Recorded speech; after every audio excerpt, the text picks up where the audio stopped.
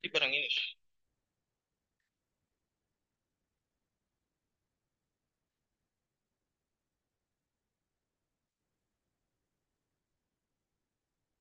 Bismillahirrahmanirrahim.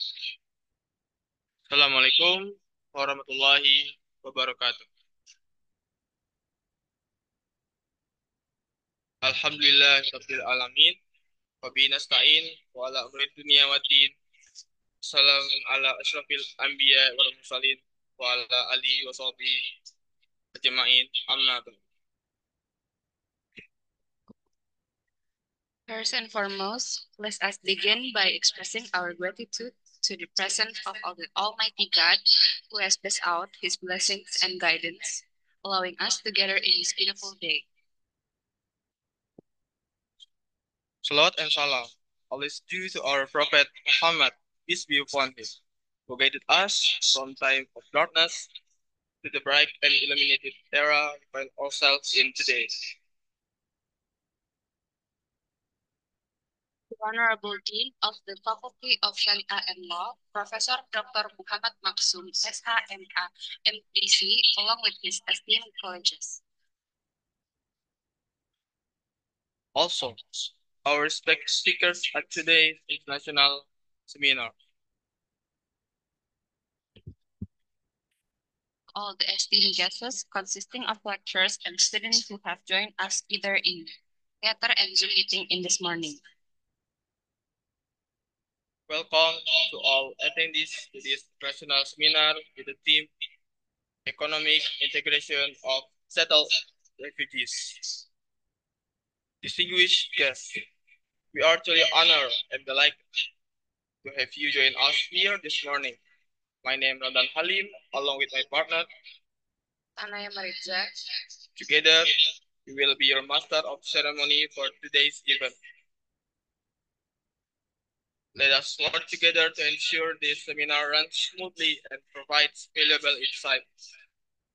On this occasion, we, as the master of ceremony, will be guiding this event. Now, please allow us to present the agenda for today. The first session is opening by master of ceremony. The second is keynote speech. Third, public lecture. The fourth, certificate awarding. And the last session is closing. Before we begin today's event, let us first recite Basmalah together. Bismillah.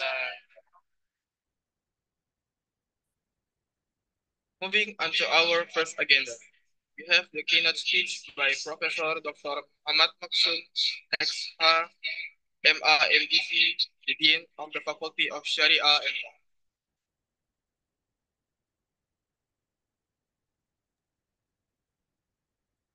Bismillahirrahmanirrahim.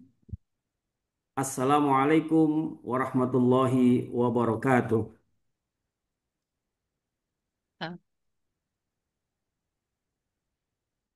Honorable Ms. Mitra Naseh, MA, PhD, Founder Director of the Forced Migration Initiative, FMI, Brown School, Washington University in St. Louis, USA. Honorable Ms. Fitria, Head of Department of Legal Science in Sharia and Law Faculty, UIN Jakarta. Ladies and gentlemen, all of the audience, both in the room, the FSA, or via Zoom.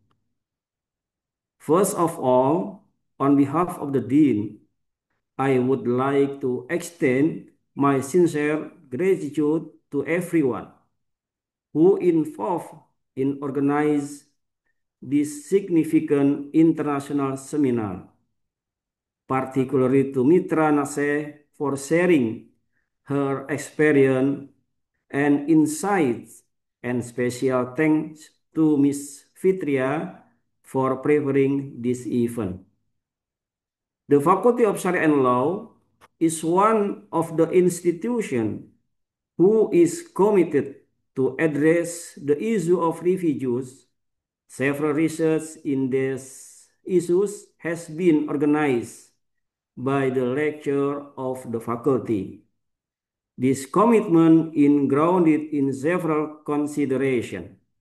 One, refugees are a humanitarian problems faced globally and become shared responsibility.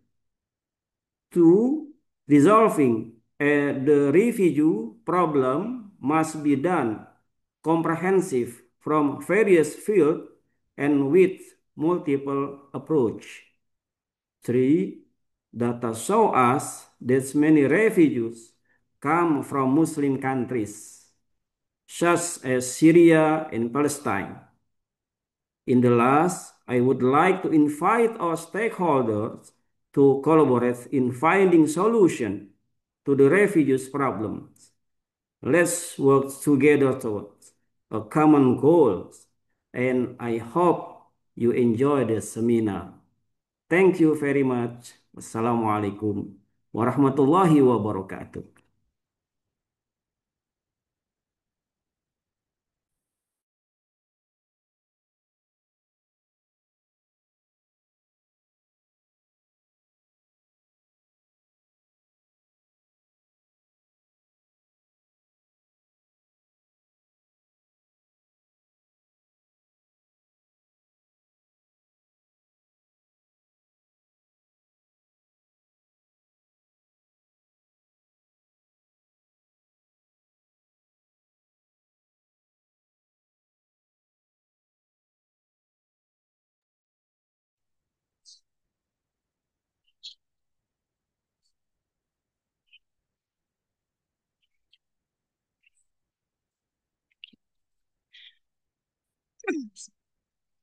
Bismillahirrahmanirrahim. Assalamualaikum warahmatullahi wabarakatuh.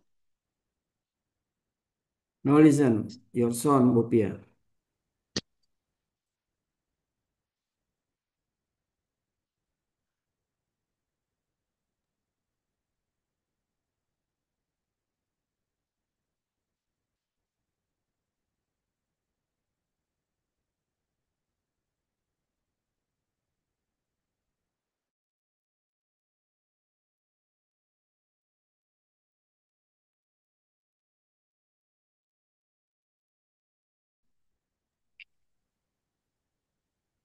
Tes. Yes, Eso. Um, so, so I would like to extend my gratitude to Professor Kamardiana, who has given his speech, and I would like move to Mitra. And before giving the floor to you, I would like give some introduction for our today's discussion. So as we know that Jeff Cripps views that integration of immigrants and refugees into societies involves three processes. First is legal process, whereby refugees are granted a progressively wider range of rights and entitlements by the host countries, such as the right to seek employment, to get access to education, and to own and dispose of property. Secondly, is a social process that allows refugees to live alongside the host populations without fear of systematic discrimination, intimidation, or exploitation by the authorities or people of the Asian countries. And the last one is the economic process that includes the opportunity to refugees to develop their livelihoods in the host countries and obtain a growing degree of self-reliance. So we will be discussing the third aspects of integration, which is economic integration. So there are some questions can be addressed. First is what is economic integration and what aspects closely linked to it, and how can economic integration contribute to the societies with this regard is American societies. So there are some questions that can be answered through this event, and we are very, very grateful that we have Dr. Mitra Nase with us here, and which now is like 10 miles, 10,000 miles away from us. And I would like first to read her short bio.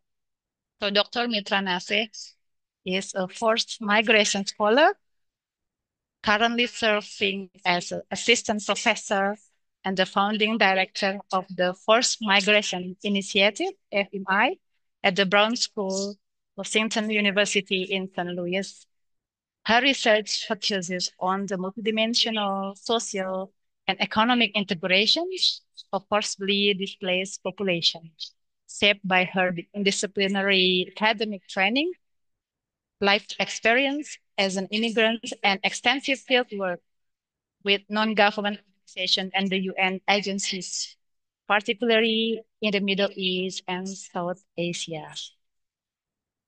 Dr. Nase is the co-author of the widely recognized book Best Practices in Social Work with the Refugees and Immigrants, published by the Columbia University Press in 2019. Her emerging body of research has been supported by foundations and federal agencies, including the Russell Sage Foundation and the Missouri Founding for Health in the US.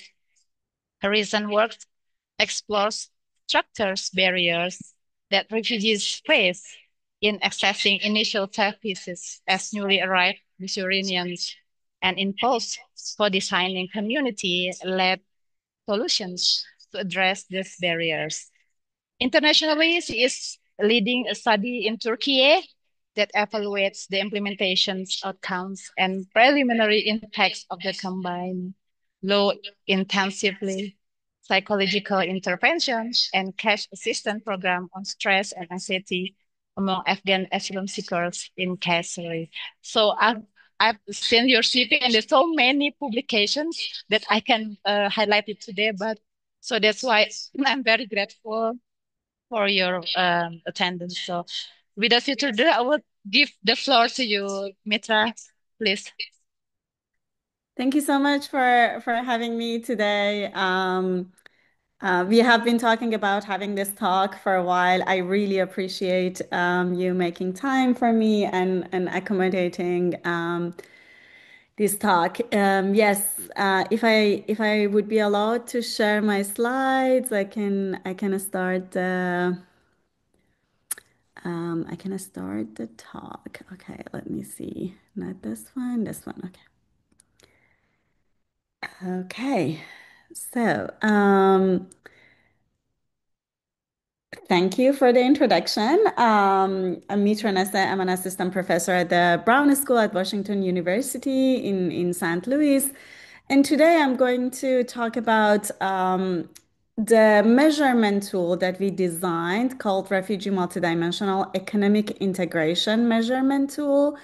And this has been the result of 5 years of rigorous research and community-informed work among refugees in the United States. So I'm gonna briefly give some background about why integration is, who are refugees, why integration is important, why we are emphasizing an economic integration. Then we'll explain how the measure was designed, the steps that we took in designing the measure. I will show you the comparison between our measure and other available multidimensional measures if you want to use other tools. And then I will share the results of our pilot study using the tool and then talk very briefly about what would be the next for our research team now that we are measuring economic integration multidimensionally. And as Dr. Fetria asked me, we will save some time at the end for question and answers. So to start with, probably some of you in the room are very familiar with the data and information about how big of a population refugees are. But starting with the bigger picture is that 1 in every 69 human being in the world has been forced to displacement by the end of 2024. Not all of them are refugees. This accounts for other categories of forcibly displaced too, like asylum seekers, internally displaced persons, stateless individuals, but refugees are a considerably big subgroup of forcibly displaced individuals. So these people have been forced to leave and now are forcibly displaced individuals and now are living within or outside of the border of their country of origin.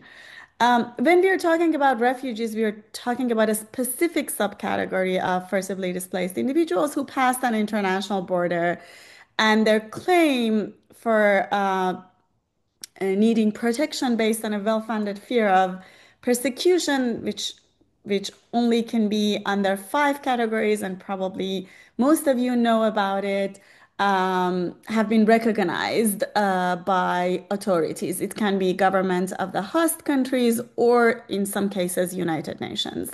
So the population of that subcategory that we call refugees or have the legal status of a refugees is 43.4 million by the end of 2024. This is the highest figure we have on records. It's higher than the number we had after the world wars. And as you may be following the news, we have 29 ongoing wars, and wars and conflicts are one of the main reasons for forced displacement and for people to pass international borders and then apply for refugee status. As the dean at the beginning, at the opening speech mentioned, a considerable population of refugees are Muslims, for example, Palestinians. We are following the news about that's one of the most prominent wars in the world. Similarly, Ukraine and Russia war. So when we have so many wars ongoing, the expectation is that the population of forcibly displaced individuals will grow, and as a consequence, the population of refugees will grow.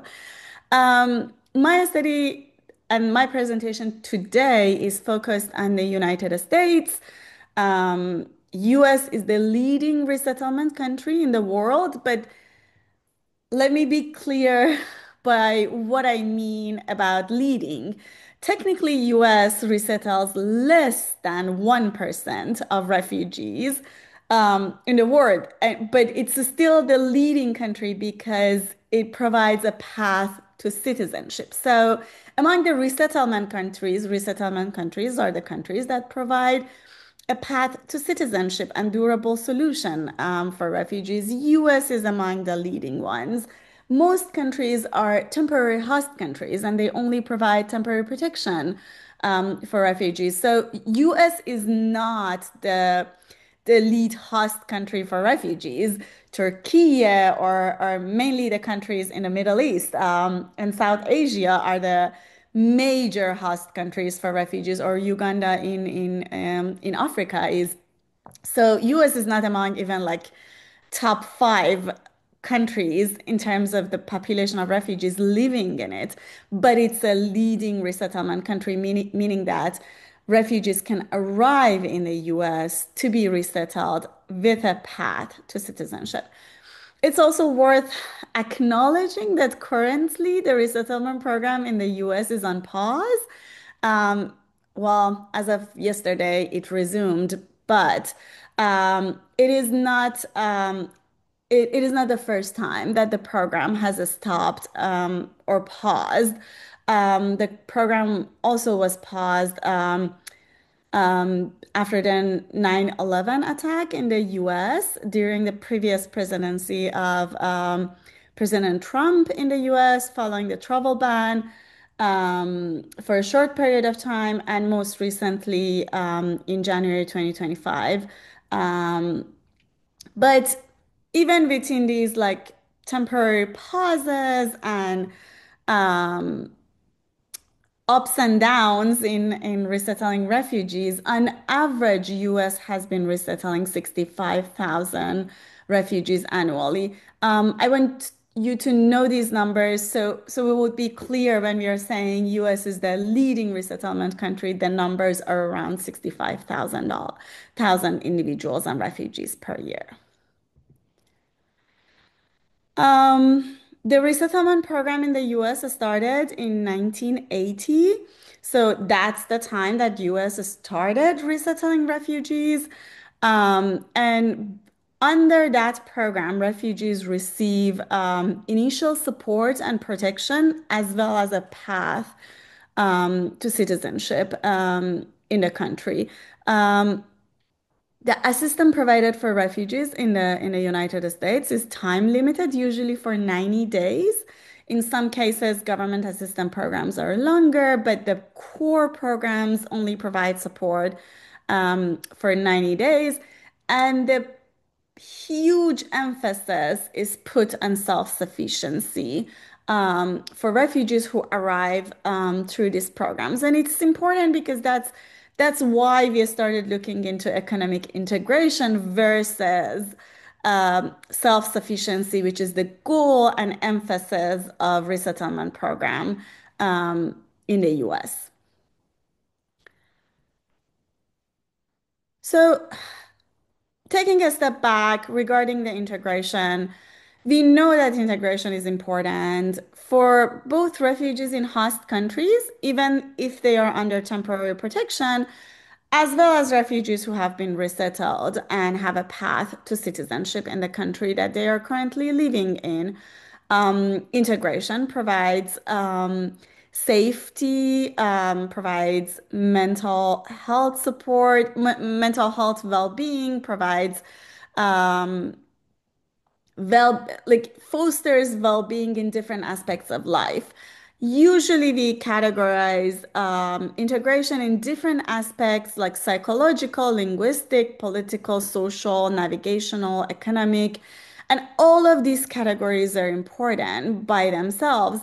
But the emphasis on economic integration, which is the emphasis of my research, and UNHCR, United Nations High Commissioner for Refugees, also puts a huge emphasis on economic integration of refugees, is because economic integration by itself can impact other domains of integration. So if you are economically integrated, you are more likely to also have social integration because you have the means or resources to also participate in the society or have better navigational integration because you will be able to navigate the city or have access to transportation to be in the city. So economic integration can actually foster integration in other aspects of life. And to be clear, it's different than self-sufficiency, which is a focus of resettlement programs in the United States.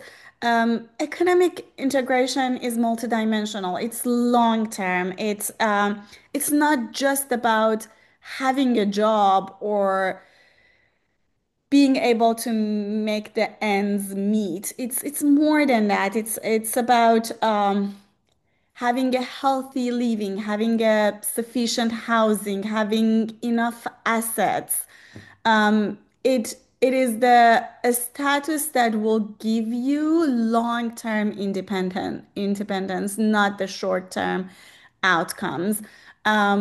Imagine that a newly resettled refugees in the US who works minimum wage jobs and 10 to 12 hours a day to just live barely above the poverty line, but not learning English language, not investing on the education, and the job that the individual has does not have any career mobility, meaning that if even if they would be the best in their job, there would be nothing after that. For example, if a refugee is working in meat packing company, even if they would be the best meat packer in the company, they would not necessarily have a career mobility to go up or receive a higher salary. So how long this individual can sustain that job? Yes, in the short term, they probably make it to live barely above the poverty line, but this does not interpret into economic integration. In the long term, they may face physical health challenges because of sustaining long hours of work. There is no perspective in the future to receive higher salary if they are not investing in their education or language proficiency. They probably will continue to struggle. They probably will be trapped in the vicious circle of poverty. So that's the emphasis of my work, that we should not misinterpret self-sufficiency, having job or having an income that is barely above the poverty line as economic integration. Economic integration is different. So in our study, we wanted to know what economic integration actually is. So we spent some time looking into what is economic integration, how it's defined. Yes, we knew that it is multidimensional, it's multifaceted, it's complex. There are so many things contributing to it, but what exactly economic integration is? So we defined a study to actually first define what is economic integration and then be able to measure it um, among among refugees. And again, in this slide, I'm highlighting that it's different from income, just income and employment. So our study aimed to provide a better understanding of the complex process of economic integration, and we believe that our findings will be able to help service providers, researchers, and policymakers to first better measure economic integration, and then if they measure it better, then they will have better more realistic perspective of what is happening, because I think to the very large scale we are really misinterpreting the realities of refugees' life in the U.S. So these are the steps we took over the course of 5 years. The study started in 2020. First, we asked service providers and key informants working with refugees in the United States what economic integration of refugees means to them. So we asked experts. And then what they told us, we used as prompts and keyword search for extensive scoping review. And I will show you, we reviewed over 12,000 documents. And based on that, we defined how economic integration has been defined in the literature for immigrants and refugees in the United States. And after that, we conducted series of semi-structured interviews with refugees, asking them what economic integration means to them. Then we designed a tool which we called Refugee Multidimensional Economic Integration based on our findings. And then we pilot tested it to make sure that the tool works. And now we are in the process of conducting additional focus group discussions to further refine the tool. And I will show you the domains and indicators of the tool and what are the results of our pilot study. Before I show you the results and the steps, I should also acknowledge that the whole idea that we wanted to conceptualize economic integration multidimensionally comes from the capability approach that some of you might be familiar with. It was introduced by Amartya Sen, and it focuses on ability of individuals and groups to be what they want and what they value based on available opportunities and freedom. And it argues that well-being is about opportunities of the individuals, and it should not be minimized to just income or income poverty. And many indices in the world are using this approach, like Human Development Index, which was used by United Nations until very recently, and Multidimensional Poverty Index, which replaced that and United Nations reports are all informed by capability approach. So if you remember, the first step that we took was asking experts and service providers what economic integration of refugees means to them. We talked to 15 experts and service providers. We audio recorded them. Then we used reflexive thematic analysis to analyze the collected data. This happened between 2020 and 2024. So we had series of meetings over the years. And if you are not familiar with reflexive thematic analysis, it's not that complex. It's a qualitative analysis method that you read the interviews, then do initial coding, then you come up with themes, and then you agree on the themes, and then providing evidence for them, and then create an analytic report. So these are our findings. Experts told us that economic integration means having enough income or employment, having some sort of social connectedness, having enough education, having English language proficiency. It's English because the study is in the US, specifically focused in the US. Having some level of career mobility, not just employment. So you see, it's like one level higher and more complex than just having employment. And they also mention the quality of neighborhood and access to transportation is also important. So we took these domains and we searched keywords related to these domains in a scoping review.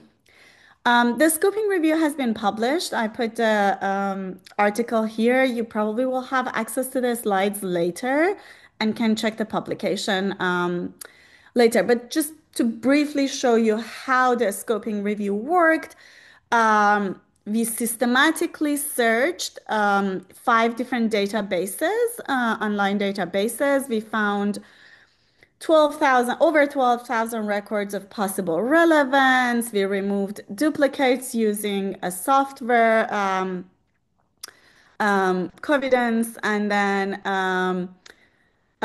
we reviewed abstracts of the studies independently. So a group of researchers worked on it. We removed 8,000 as irrelevant studies. Then we reviewed 840 records as full text, and we found 72 studies that either provide a conceptual framework or defined economic integration or measured economic integration through one or more indicators. So we summarized those results, and the figure here shows our findings. The literature suggests that economic integration of refugees can be measured by income and economic security. And most of the studies only talked about income and employment when talking about economic integration, which again, we argue that it's definitely beyond that. Some measured it based on use of public assistance. If refugees were using it, they would say they have not integrated. If they were not using public assistance, they would say they integrated. Measures related to health, education, if they had any assets, if they were using financial services in the US, meaning banking, like if they had a bank account, credit cards. You know that in the US, having a credit card and credit score is a very important indicator of financial integration. We locate studies that looked at neighborhood and housing, and of course, studies that looked at occupational categories, like what type of work they are doing. But this was also very related to career mobility. Okay. So, and this is like another step that is more recent, focus group discussions with refugees. This is actually a combination of semi-structured interviews and focus group discussions with refugees. So we talked to 32 refugees, we audio recorded them again, did reflexive thematic analysis. And based on those findings, they told us income and employment is important for them. Education is important for them. English and language proficiency is important when they want to define if they have been economically integrated or not. And then they talked about personal and non-financial assets, including car and housing. And based of all these data, which I again should say that took 5 years, we designed refugee multidimensional economic integration questionnaire, and it has 6 domains. In this table, we are comparing the domains of our tool with other multidimensional economic integration measures or indices. None of the others that are listed in this table are designed for refugees. They are designed for other groups or population, not refugees in mind. I should also mention that there is a measure for multidimensional economic integration of refugees in the global south, but we didn't include that in our table because our population is about the US and global north. But if you're interested, the name of that tool is Refugee Self-Sufficiency Multidimensional Index and has been designed by Refuge Point. But back to our study, our multidimensional domain has pretty much good overlap with other tools, including economic integration section of the multidimensional measure of immigrants integration survey. So this one is specifically for immigrants, and it's a broader tool, has an economic integration section. US Census has a multidimensional deprivation index. Again, we have a good overlap with the domains included in that. And EU has a indicator of immigrants integration that are relevant to economic outcomes. And again, we have a good overlap with that tool, as you can see. So, and this is the complete domains and indicators of our tool. Under the income and economic security, we have 2 indicators looking at income poverty and economic security. And economic security meaning that if they work, how many hours they work. It should be more than 20 hours per week, so they have economic security. The second domain is employment and occupational category. So employment satisfaction is important. It's one of our indicators, and career mobility. If they can have a career ladder or improve in the job that they are doing. The third one is neighborhood and housing. So we looked at housing, if they are able to pay their rent or if they are living in public housing. If they are paying rent, what percentage of their income goes to the rent? If it's more than 50%, so they are not economically integrated. They have challenges in paying their rent. And neighborhood, if they are living in a deprived neighborhood, and we have an index in the US for that. For health, we have one indicator, which is insurance. If you are living in the US or familiar with the US, you would know that if you don't have insurance, you will go bankrupt. You cannot survive living in the US. So insurance is the single most important indicator to be economically integrated in the domain of health.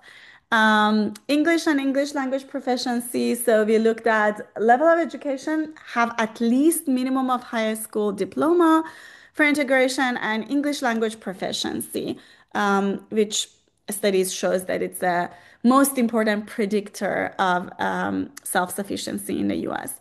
And the last one is asset and use of financial services with 2 indicators, personal and non-financial assets, with the emphasis of owning a car or motorbike. Again, if you're living in the US or familiar with the US, in some cities, if you don't have car or motorbike, you cannot live there. There is no way, there's no public transportation. And use of financial services includes using credit card, checking, and saving accounts. We pilot tested this tool with using all the indicators and domains among over 300 refugee households. our pilot test was specifically among Afghans who are one of the largest refugee groups in the US currently. So this is the demographic characteristics of the households that we piloted the tool among them. Um, we interviewed heads of the household. So it's not surprising that the majority were men. We also piloted it in two cities in the U.S., St. Louis, Missouri, and Portland, Oregon. So Portland, Oregon, we picked that city as like a more progressive Democrat city and a state that refugees have extended case management services versus St. Louis, which is like more conservative city in terms of providing assistance to refugees. And this is the distribution of household size, because like we interviewed head of the household, but the interview questions was about all the household members. You might be wondering why we have so many households with one member. These are mainly the households that the head of the household arrived in the US. The rest of the family is in the process of resettlement. So not necessarily all refugee households and members of the household arrive together. Sometimes the head arrived first, and then the rest of the family will be processed to arrive in the US. And these are our results.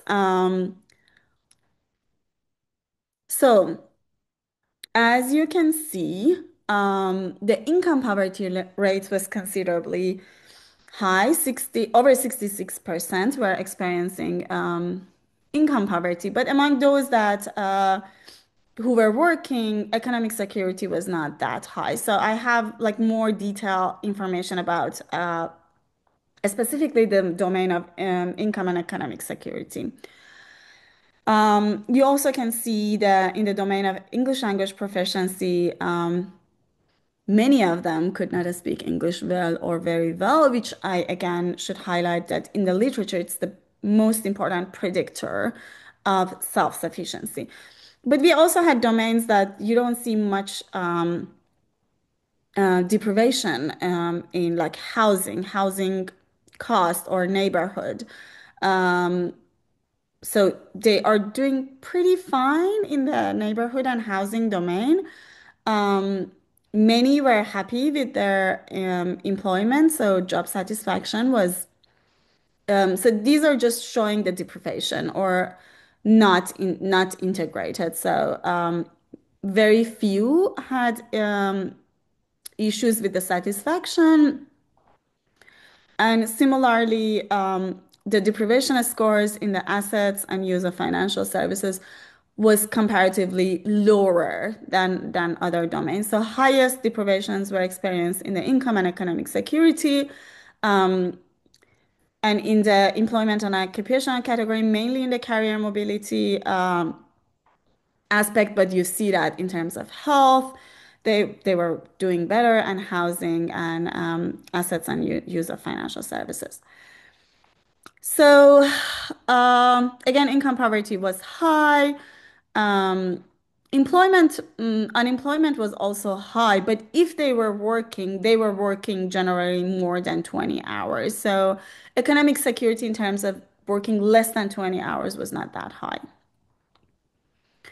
So what I want to highlight is that we also measured financial capability, although they had challenges with personal budgeting or always being able to pay, have enough money for paying everything. Um, but the late fee payments was very low, which shows how much refugees are resilient and follow the rules and regulations in the United States. Many of them were also very hopeful that their situation will get better in the future. And another interesting thing, an interesting finding in our study was that although they were experiencing high levels of poverty, high levels of economic exclusion, they were not necessarily experiencing material hardship in a high rate.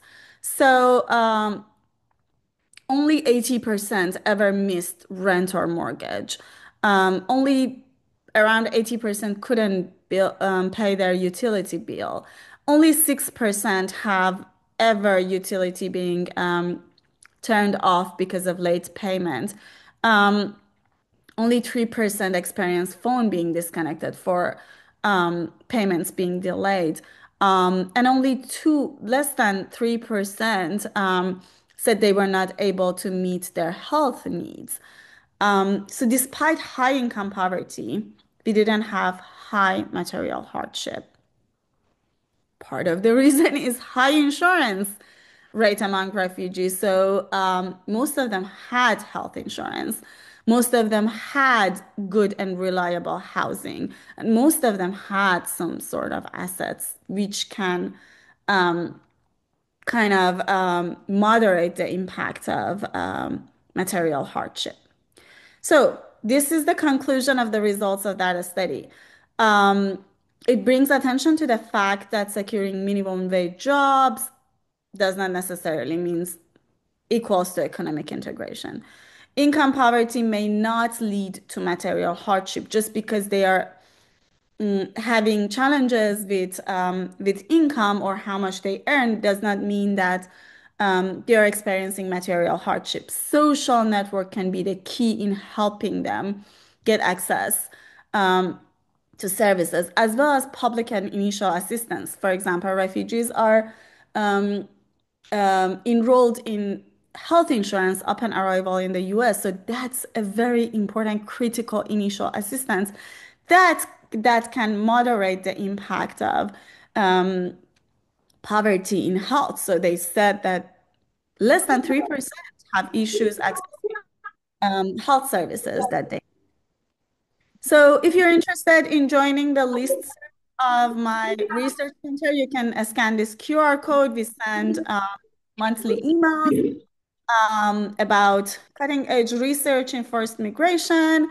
And that was my 45-minute presentation. I should acknowledge that the study is funded by Russell Sage um, Foundation. And if you're wondering what is next, okay, now we have this tool that can measure economic integration multidimensionally. Now we are working on interventions that would address a specific aspects of economic integration that refugees are commonly struggling with in the United States. Um, Thank you. Thank you very much, Mitra. Very, very rich presentation. And I would like now, invite the audiences through Zoom and here um, in the theater room to give questions to Dr. Mitra. Please, um, anyone here? Just raise your hand and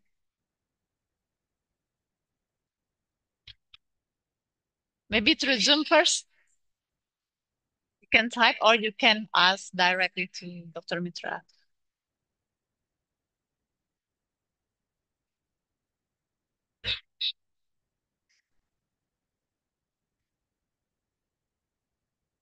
Oh, through Zoom. Okay, please.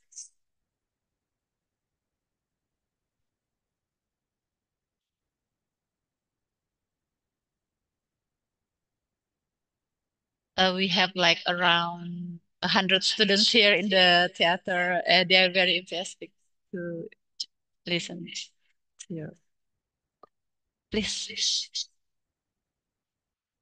Sini aja nggak apa.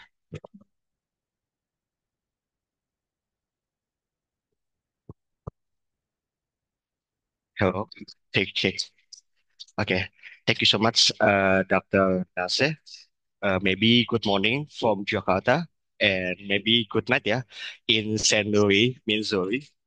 So first of all, let me introduce myself. My name is Alma Sandikal. I'm currently a sophomore student in State Islamic University in Jakarta. So my question is, like, as the future, maybe as someone who has a dream to study abroad and moving and living abroad, specifically in the US. But we've seen lately that the US is faced uncertainty and protection created by the President Donald Trump. So my question is that how that we as the future migrants maybe overcome and to handle the challenge, specifically in the economic challenge. Thank you very much. Thank you. So very relevant question to the current situation, right? Um, I came to the US as an international student myself, and many of my colleagues, researchers that I know in the US came to the US as international students. Um, we believe that I mean, it's not the belief, it's the truth that US is built on the shoulders of immigrants from all over the world. Um, so I think the we call it restrictive migration policies, right? So we currently have one of the most restrictive migration policies in the US history in place. Um, my belief is that restrictive immigration policies are usually temporary because it will harm the economy of the country. Highly educated immigrants are playing a very important role in the economic development and income in the US, in research, in science, in development, from the COVID-19 vaccine that immigrants worked and the teams that kind of came up with the vaccine to academia. You see immigrants everywhere in the US. So I don't think that restrictive immigration policies can be for long term, but they can create harms while they are in place. So I have a couple publications that how restrictive migration policies are actually impacting both refugees and immigrants, their health, mental health, and other aspects of their life. So they are harmful for both health and economic integration of immigrants and refugees, but I don't believe they can stay in place for long term.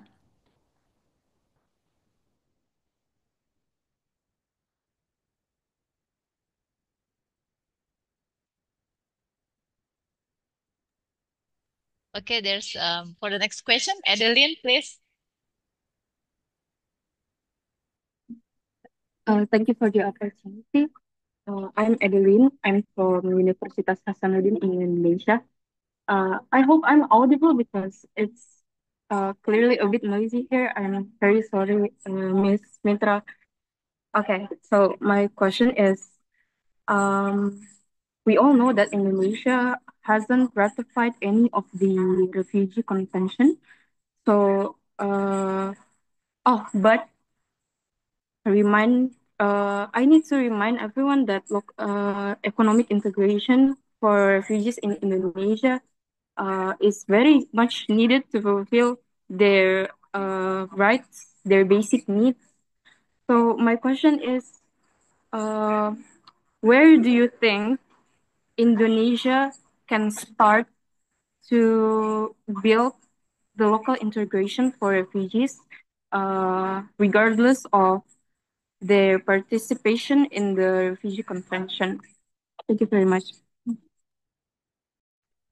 Thank you. Thank you for your question. So, studies shows that right to work is the most important indicator to start the process of integration, both social and economic integration. So, right to work is important. I need to read more about what percentage of refugees in Indonesia have a right to work, and after that, it will be um, broad right to work because some countries have right to work. For example, my country of origin, Iran, has right to work for refugees, but they only can work in a specific categories, occupational categories, with very limited career mobility. So not just right to work, but right to work with a work that has some level of career mobility, and right to education after that.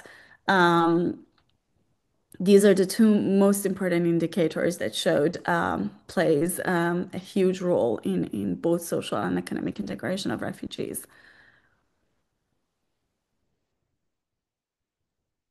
So to sum up, what I'm getting that you're trying to say that you think Indonesia can start from giving the refugee rights to work and education? Yes, yes. Okay. And they might Thank already have some level of access to these too.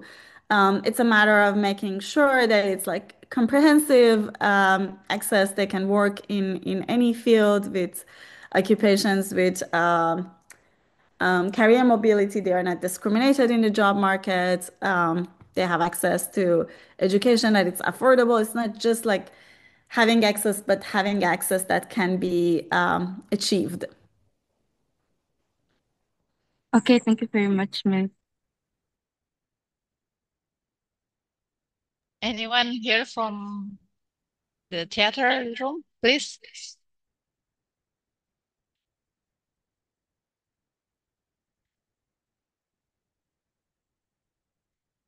I think my students are very shy. Actually, they have many things to ask in their head. And if you have question later or something came to your mind after, I'm really good in answering emails. I'm not fast, but I usually answer to every single email that I receive. You can email me directly or the coordinator of my center or email my center. All the three will work. We will answer to emails. Again, not fast, but we will answer. Anyone from the Zoom, please?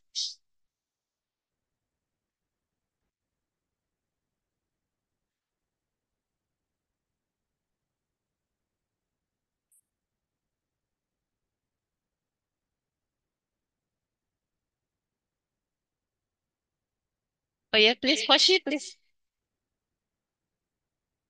Koshi Sasongko. Okay, okay. Thank you, Mrs. Pia, for the change. Good night to Mrs. Mitra Naseh. I'm wanna ask that I have heard by Miss Pia about there are opportunity for us in Brown University. Uh, I wanna ask what those are opportunities such there are a scholarship or any more. And beside the Trump policy in Harvard, I hope that opportunity will come to us uh, as a choice for my future and our future to higher educational. Thank you.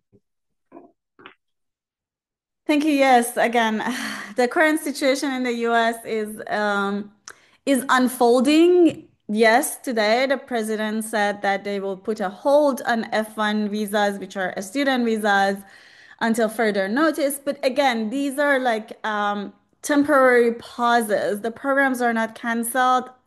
Instead, there is a pause put on them until um, further investigation into the criteria and we expect all these to resume very soon.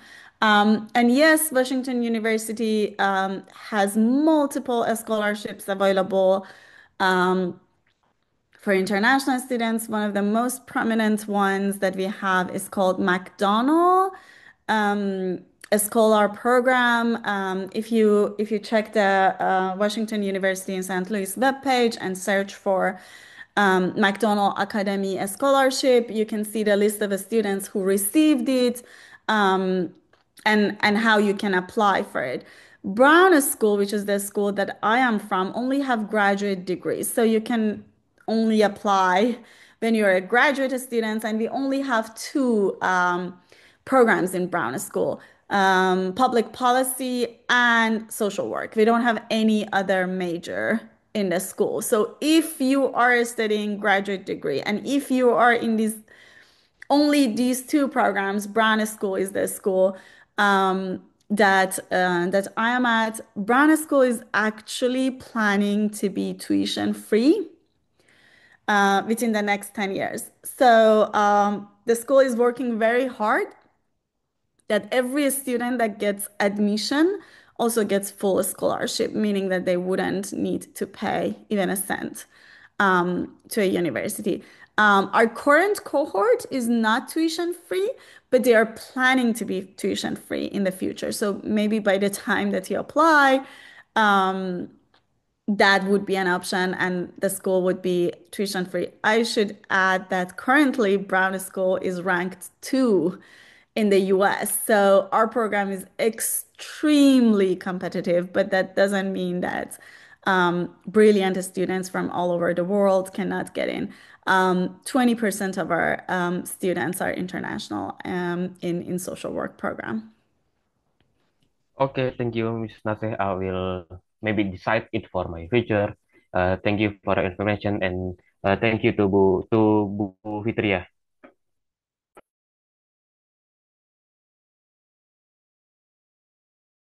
You, anyone else in Zoom, please?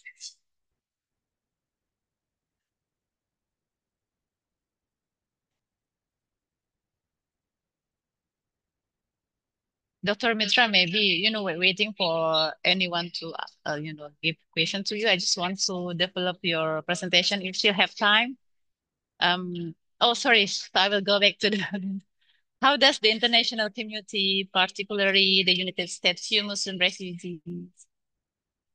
Um, So currently we including don't. like issues Islamophobia? Yeah. So Islamophobia is an issue in the US. I'm not going to deny it. It exists.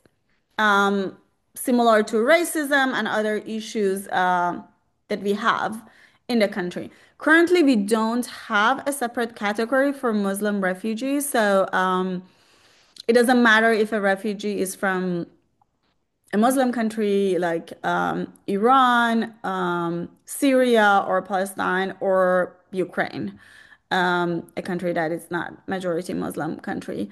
Um, Between 2017 and 2020, we had a ban which was famous for Muslim ban because it was on impacting only 7 countries that were Muslim majority country. But currently we don't have that in place. But we have the concept and problem of Islamophobia. We have that historical ban that for a specific period of time, refugees from Muslim majority countries, a specific 7 countries, including Iran, were not able to enter the United States. So it's an issue. Um, it exists. There is a discrimination happening.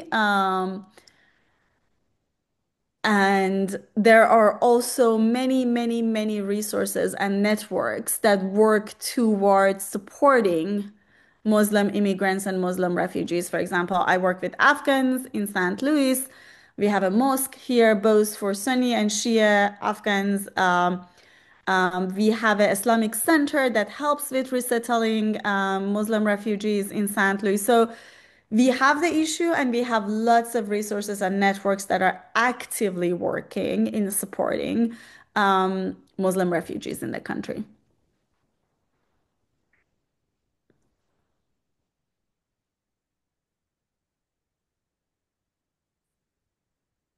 Okay, Brian, is there any follow-up question? Okay, I think it's enough from him. Is there anyone in this room?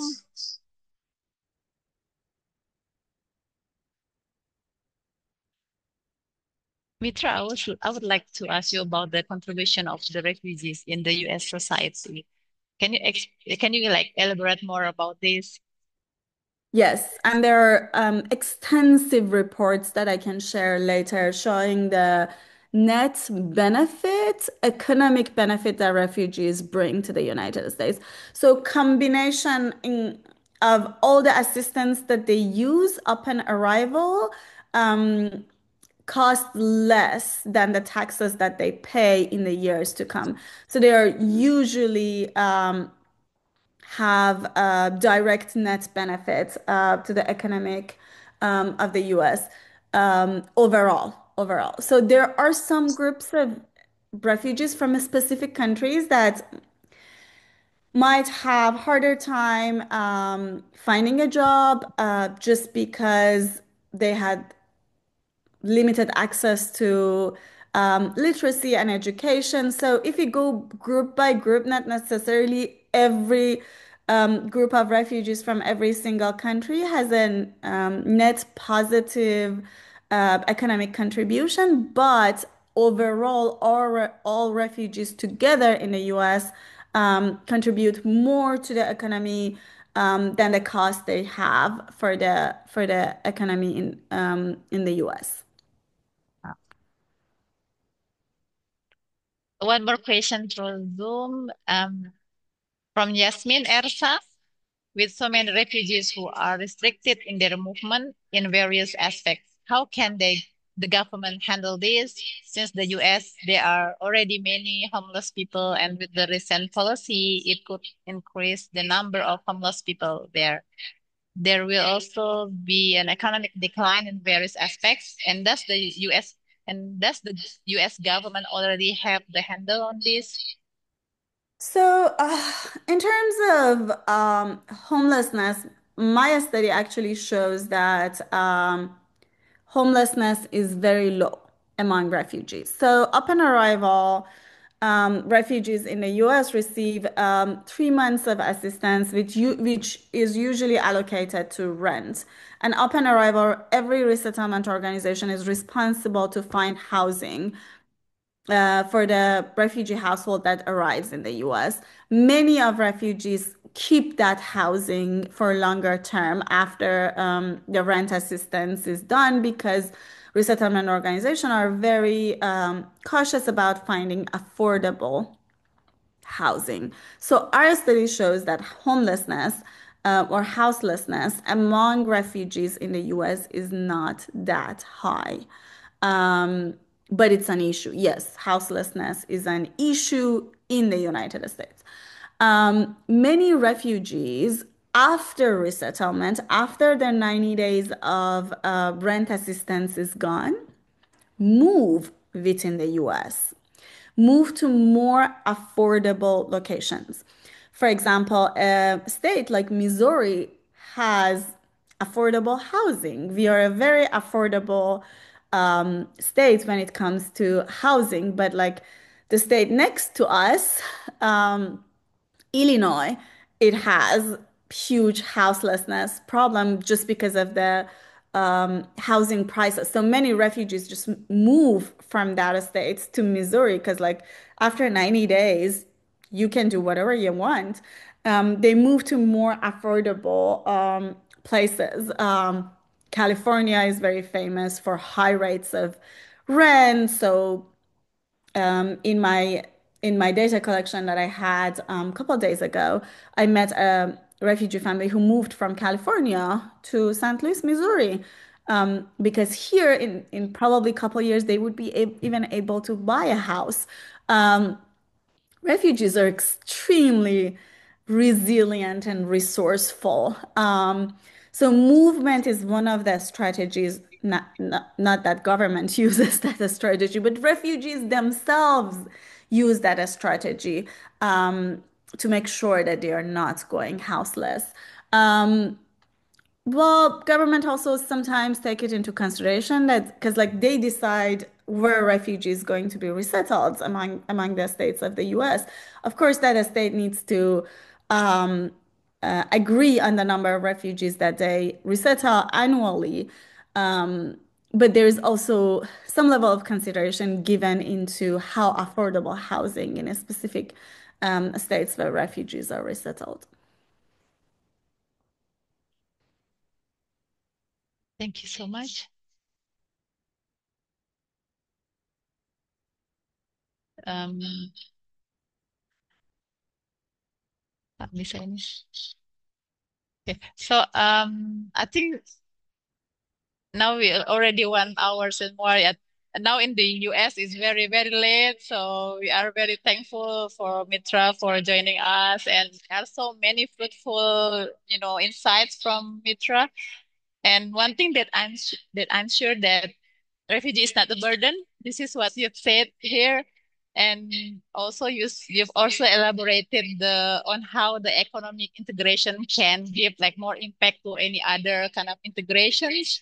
And one should we notice also about that the more income to the cost that refugee given in the US. So I think this can also like become a kind of a lesson learned from us in here in Indonesia, because we always the government's thinks until now that the refugee is burden for our nation. Also, they are not able to get access to the any kind of resources that we have here. So I will, before closing the events, I will ask our Vice Dean to close and to give appreciation to Dr. Mitra. Please, Professor Kama.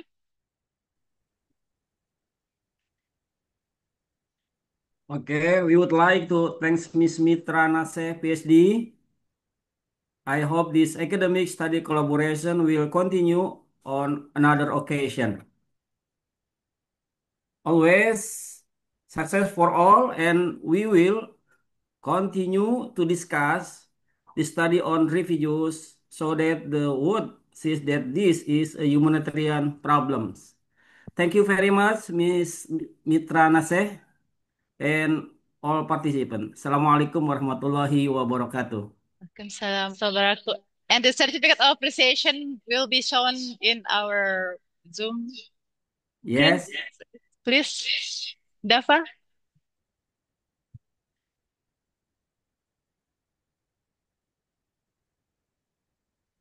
Alhamdulillah. Thank you so much. Thank you. Tasharur Bikanem in your language in Iran, in Persian maybe. Okay. So we are very grateful again. Please, so our gratitude to our.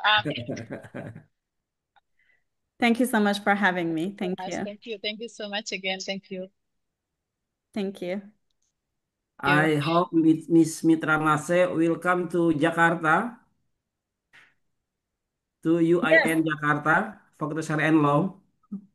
Yes, Washington University has a strong presence in Jakarta and is now in the process of signing some agreements with the Okay. government for student exchange. So Indonesia is one of the countries that my university is very interested in, and I hope that will lead to long-term collaboration with your university too.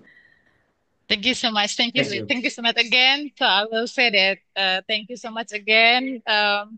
Tashakur Mekanem, is that right? In Tashakur Persian? Mikan. Yes, yes. Thank you so much. Thank you so Thank you. much. Thank you. That's very nice Thank you of so you. much. Thank you. Thank you Thank so much. you. Thank you. Thank you. Okay. So good night in the US. And again, give applause to our. Okay. Thank you, Thank you our so much audience. for Thank you so having much. me. I Thank you. appreciate Thank you you. so Thank much. you, Thank you everyone. so much. Bye. Thank you. Bye. Assalamualaikum warahmatullahi wabarakatuh. Thank you so much. Bye. Yeah. Thank you. Thank you, Terima Miss kasih. Cynthia. Thank you Sukses so ya. much. Thank you. So for the untuk peserta, for the audiences, you can like fill the form that is provided through the Zoom for the certificate and also for the our attendance record. Thank you so much again for your presence, and I will give the hands to the to the MC, please.